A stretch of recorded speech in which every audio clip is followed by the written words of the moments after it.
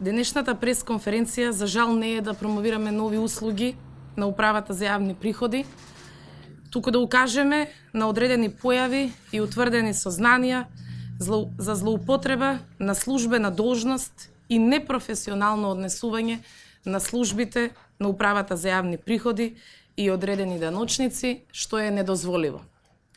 Имено, случајот кој ќе го презентирам се заснова на сознанијата и постапките кои ги води единицата за професионални стандарди на управата за јавни приходи за утврдено незаконско делување и кршење на работните процедури од страна на вработени во управата, во кои биле инволвирани и високи раководни лица, а со цел овозможување на индиректни даночни поволности за одредена група на фирми преку свесно неделување на службите и иземање на овие фирми од редовните законски постапки на присилна наплата на долгови кои УЈП ги има како обврска да ги спроведува согласно Законот за даночна постапка.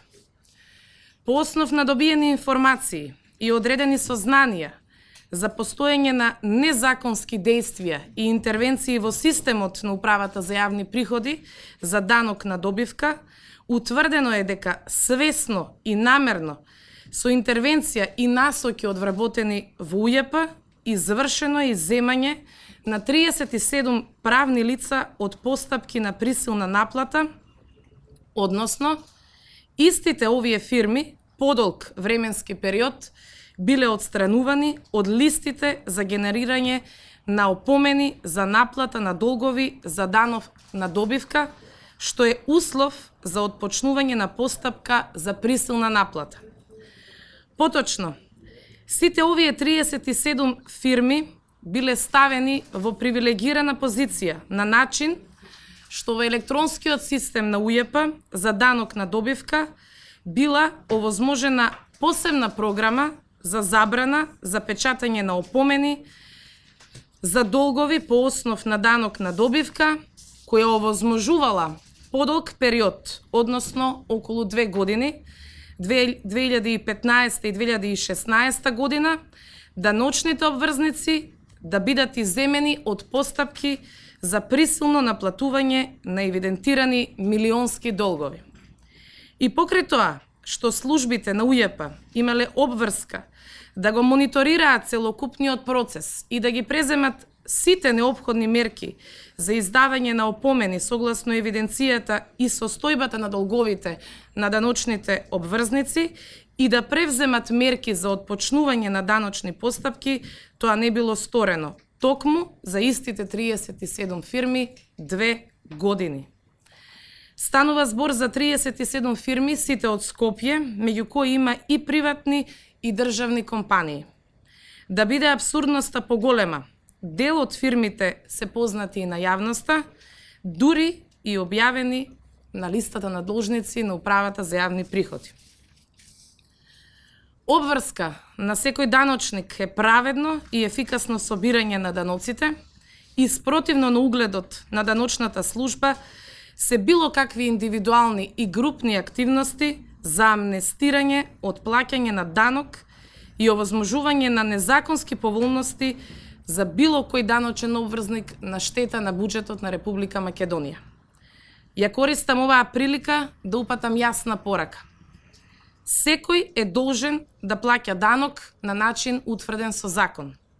Никој нема да биде привилегиран надвор од законот, ниту даночните обврзници, ниту бизнисите, ниту сметководителите, ниту граѓаните, а најмалку вработените во управата за јавни приходи. Злоупотреба на положбата на даночниот службеник за остварување на било каква корист за друго службено лице или за друго правно или друго физичко лице нема да се толерира и за сите инволвирани ќе бидат покренати постапки. Ви благодарам. Повелете прашања. Дали информација точно колку е долгот? За колкава сума станува збор? Не можеме да знаеме колкав е вкупниот долг, јас кажав дека станува збор за милионски суми, меѓутоа состојбата се менувала тековно од период во период, затоа што станува збор за месечни аконтации за данокот на добивка.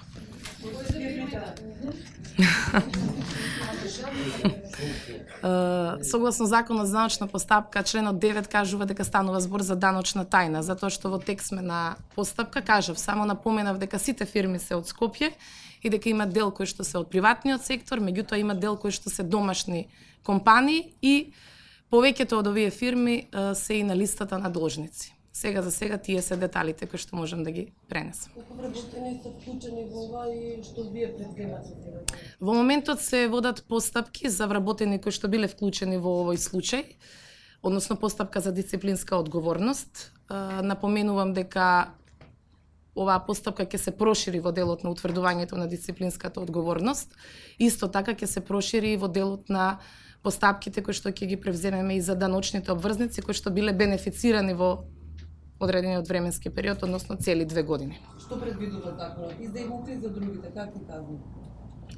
Законот за вработените пред се предвидува согласно на кое што го работи единицата за професионални стандарди, дека се поведува постапка за дисциплинска одговорност, понатаму ќе видиме кои се мерките. Од суспендирање, отказ од работа, кривична одговорност, а за фирмите, согласно Законот за даночна постапка и за сите други закони кои што работи управата за јавни приходи, ќе видиме како ќе се одвиваат сите и аргументи кои што ќе ги добиеме во делот на постапувањето.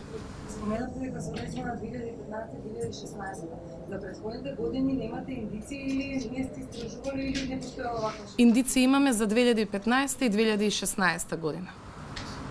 Дали меѓу компаниите има и странски инвеститори? Не можам да ви кажам, кажав дека станува збор за даночна тајна во делот на генералиите на обврзниците. Колку луѓе од луѓето се платени? Сега за сега двајца. Чија наредба работела? Не би сакала да навлегувам во тоа, односно во детали кој и зашто бил инволвиран. Предпоставувам дека разбирате сите. Реколте дека имало и високи функционери во оваа група. Да. Се уште вработени тука или? Се уште се вработени тука, значи лица чија што надлежност, односно основна работа, задача било да го мониторираат системот за информатичка технологија, кој што ни е основа за да ги имаме сите податоци и евиденции за секој даночен обврзник соодветно. Акцентот треба да го ставиме сите дека некој бил во привилегирана положба, за сметка на тоа додека другите даночни обврзници редовно се ги подмирувале долговите спрема управата за јавни приходи, а други биле бенефицирани. Даночна. Даночна тајна. Ќе може ли информација за какви фирми станува збор? Колка со која дејност се занимава? По-конкретно. Има буквално од сите дејности. Фирми кои што се занимаваат од многу различни дејности. И сите се познати на јавноста. Не би можела да ви кажам. Од тие 37, помал број се државни фирми, повеќе се приватни компании. Фирмата со најголем долг, со која дејност се занимава? Не можам да ви кажам која е фирма со најголем долг, затоа што, како што напоменав, евиденцијски во системот нивната состојба тековно се менува. Меѓутоа, со голема предпазливост ги следиме сите постапки кои што се превземаат во врска со овие даночни обврзници. А пред се во делот на присилната наплата, односно процесните действија за присилна наплата. После дисциплинска одговорност, дали може би кривично пријави во имена? Зависи, ќе видиме само што е отворена, само што е започната постапката за дисциплинска одговорност. Кога очекувате одговор тука кај вас? Па, не знам да ви кажам точно, затоа што гледајќи ги сите информации кои што ги имаме, истрагата ќе се продолжи, ќе се проширува, постапката ќе се проширува, ќе видиме тие одредени даночни обврзници дали ги администрирала една или друга регионална дирекција и со тоа ќе добиеме податоци, па тек потоа ќе ги имаме точните информации, секако и на следна пресконференција ќе ве запознаеме. Тие компании започната е веќе постапка? Само за данок на добивка. Извинете. Тие компании се информирани, ти рекоте дека им се менува состојбата од... Не, ние следиме од тука. Преку нашиот евиденционен систем следиме дека се менува состојбата. А компаниите сигурно што се дел од овој случај почувствувале кога немаат добиено опомени и не биле предмет на процесни действија на присилна наплата. А сепак имале долгови овдека. каква е надлежноста на овој подесна компанија? Поведувате сакои Значи, ние поведуваме доколку во одреден временски рок, кој што е согласно закон, не се подмират обврските кои што ги имаат фирмите, одиме нели со опомена, па потоа доколку не се подмири тој долг и по добивањето на опомената, одиме во постапка за присилна наплата. Тоа се нашите надлежности. Дали се ви испратили така помени до Редовно ги испраќаме опомените согласно законот. И по основ на данокот на добивка, персоналниот данок, МПИ-нот, данокот на дадена вредност, се она кој што е во наш домен. Зборува за овие фирми 37? Да. Понатака, веќе од кога е поминат овој временски период, веќе се влезени во нормална процедура. Меѓутоа, сепак уште еднаш повторувам, дека навистина многу внимателно следиме за нивната ситуација во нашите даночни евиденции. Добро, на листава на должници, меѓу тие првите 10-20 топ должници се повторуваат фирми веќе 2-3 години од како излезе на листата. Освен опомени, сте направиле ли присилна наплата на некој од нив, затоа што тие се секогаш на истата листа?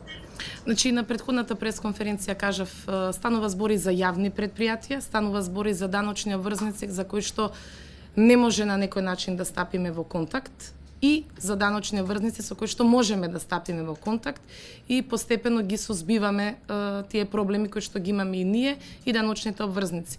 Меѓутоа, доколку некој даночен обврзник кој што е на листата на должници си подмири еден долг, автоматски веќе му настапува нов долг и тој цело време е на листа на должници.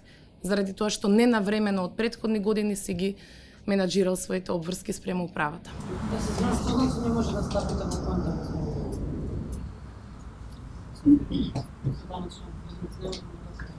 Едноставно дел од нив се неконтактибилни.